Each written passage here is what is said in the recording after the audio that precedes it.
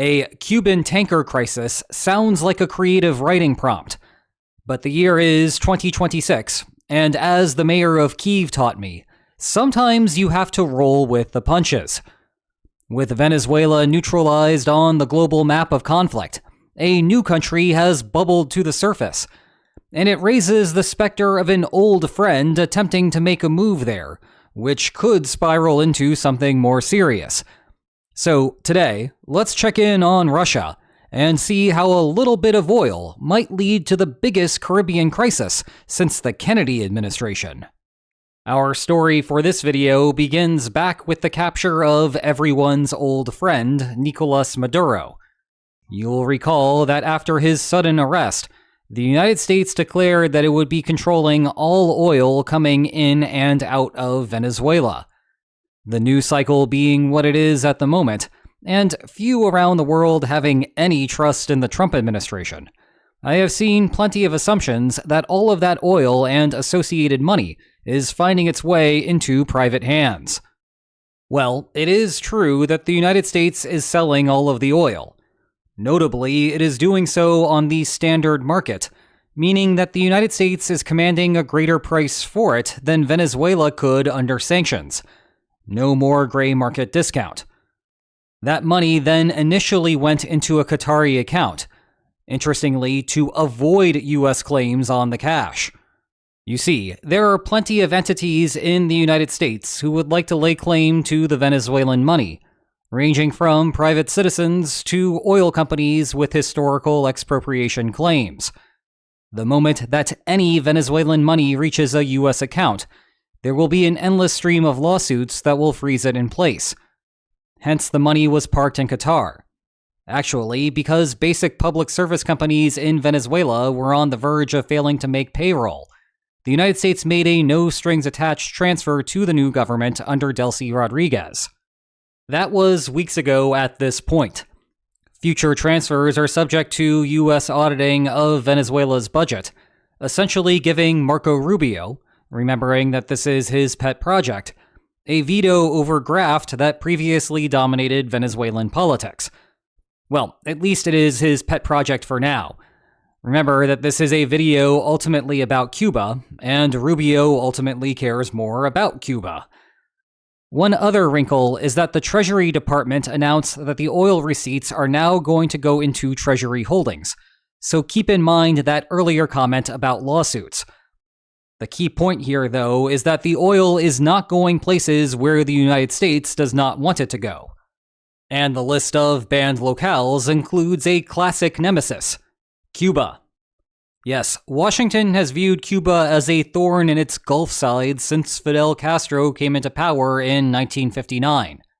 Throw in a Cuban Missile Crisis, and that pretty much sets the tone for the bilateral relationship. The United States has maintained a virtual trade embargo against the island since almost all of us have been alive. Not great when in an alternative universe, the United States is Cuba's largest trading partner. The historical embargo that I'm referring to was only bilateral, of course. As a result, Cuba got along okay as long as the Soviet Union was willing to subsidize a global empire. But then the Soviet Union ran out of money, coincidentally in part due to shifts in the oil market, and Cuba got a bit lost in the shuffle. Briefly, the United States relaxed trade restrictions during the Obama administration, but that did not last long. Within Western circles, Cuba is economically best known as the place that Canadians can vacation to without running into us Americans. Expanding out to Latin America, Venezuela began subsidizing oil shipments to Cuba around the turn of the millennium. Cuba sent professional services to Venezuela in return, focusing on the medical industry and the Praetorian Guard that did not exactly do a great job of protecting Maduro. Consequently, Cuba developed a decades-long dependency on Venezuelan oil. Few imports came from anywhere else until 2025, when the United States put a quarantine, again, definitely not a blockade, around Venezuela. At that point, Mexico stepped in to fill the void. Other countries mostly stayed away. Russia, for example, last delivered oil in February of 2025, which in total amounted to about a week's worth of Cuban consumption. And that is basically where things stood before the special Maduro operation in January. With half of Cuba's oil lifelines cut out, the Trump administration saw an opportunity to stage an oil import quarantine against Cuba. The immediate consequence of this was to terminate the oil trade coming from Mexico. The strategy to accomplish this goal is what you might think. Trump has a fever, and the only prescription is more tariffs. In other words, the United States would impose secondary sanctions on any country importing oil into Cuba. Now, I can see the next thought that many are having right now. It is just another tariff threat. Let's taco the situation and move on with our lives. The problem there is that not all tacos are created equal. Policymakers have gotten okay at pushing past the more ridiculous threats, like what happened with Greenland. But a handful of tariff threats have bipartisan support, and opposing states realize that Trump may actually follow through on them. This has been critical in reducing Russian exports to India over the last few months, creating a glut of oil stuck inside of Russia. Put a pin in that for a moment. The other point worth emphasizing is that the part about bipartisan support may soon become relevant. Friendly reminder that the Supreme Court still has a ruling to be made on Trump's claims of broad tariff powers, and the betting market puts the odds of a strikedown at 68%, which would then require a specific bill from Congress to continue a tariff. Anyway, the situation in Cuba is looking like what you would imagine. There is a severe fuel shortage. People have stopped going to work, one because it is infeasible, and two because there is a mutual expectation that no one else will be going in. All of those Canadians trying to escape the likes of me have stopped traveling to Cuba. The flights there terminated because the airports lacked jet fuel for the return trip. Soon thereafter, Russia also terminated its flights to the island, killing Cuba's top two sources of tourism. Betting markets place the likelihood that President Miguel Diaz-Canel survives in office to the end of the year at 43%. Even Delcy Rodriguez, president of a country that the United States showed has no defenses, is at 68% by comparison. And that takes us to the Cuban tanker crisis that might be brewing. Back in Russia, the oil problem is going in the opposite direction. You'll remember that Ukraine spent the latter half of 2025 torching every Russian refinery that it could reach. Well, last week, Ukraine set a new record by hitting one all the way over here. Refineries under repair do not accept shipments of crude oil, leaving more for export. However, simultaneously, and as I hinted at earlier, fewer countries are accepting Russian oil due to the threat of secondary sanctions. Russia is therefore desperate to send oil somewhere. Cuba is desperate to get oil from anywhere. It seems like a match made in Cold War II. Moreover, the main deterrent convincing other countries to not sell oil to Cuba is the threat of tariffs. Tariffs, of course, only work if you actually trade with the country in question. Well, trade between the United States and Russia has been close to nothing since the start of the invasion. The Kremlin spokesman even explicitly told the media that they do not care about the tariff threat because it will amount to comparative pennies. Thus, last week, the news came that Russia was preparing a delivery of Russian crude to Cuba. Cuba, with its refinery companies bored without Venezuelan crude, will then take the Russian oil and make at least some finished products for the Cuban market. The question then becomes what the Trump administration will do to Russia, or threaten to do to Russia, in response. Back in Venezuela, the United States showed that it had no concerns about boarding and seizing tankers in Maduro's orbit. Cuba would likely be an easier country to definitely not blockade, but rather quarantine, given its closer proximity to the States. Not that distance is a pivotal factor. Just 2 days ago, the United States tracked down and seized a tanker in the Indian Ocean, which had slipped through the quarantine, yes, a quarantine, on the same day as the special Maduro operation. Or remember the tanker in January that fled Venezuela and then painted a Russian flag on its hull to claim to officially be a Russian flag ship, only for the United States to seize it between Iceland and the United Kingdom?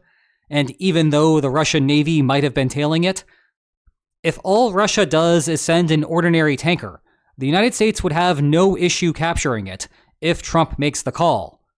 Even though the Gerald Ford aircraft carrier has left the Caribbean to return to the Persian Gulf area, carriers are not necessary for tanker interdictions, and the United States could have plenty of vessels idling near Florida as necessary.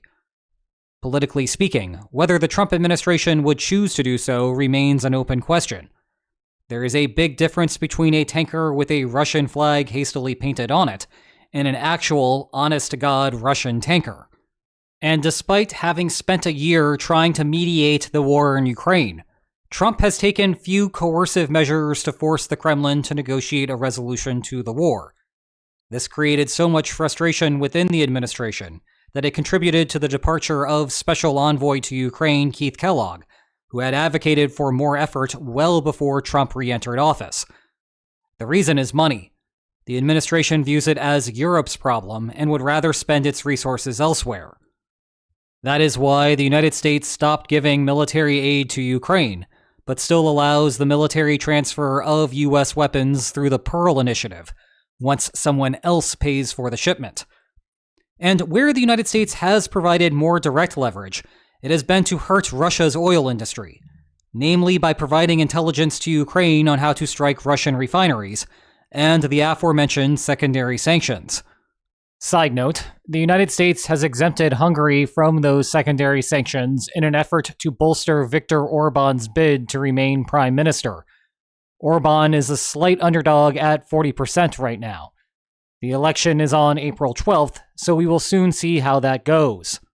But the problem is that the Trump administration would rather spend that money elsewhere, and if one of those elsewheres is the Western Hemisphere, then the incoming tanker represents a breach of the Monroe Doctrine, and it is time to take action.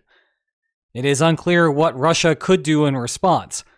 Europe has also stepped up interdictions of tankers around the continent, a closer place for Russia to target, without much done in response. If Russia wants to engage in some proactive counterplay, the obvious option is to bring a military escort with the tanker.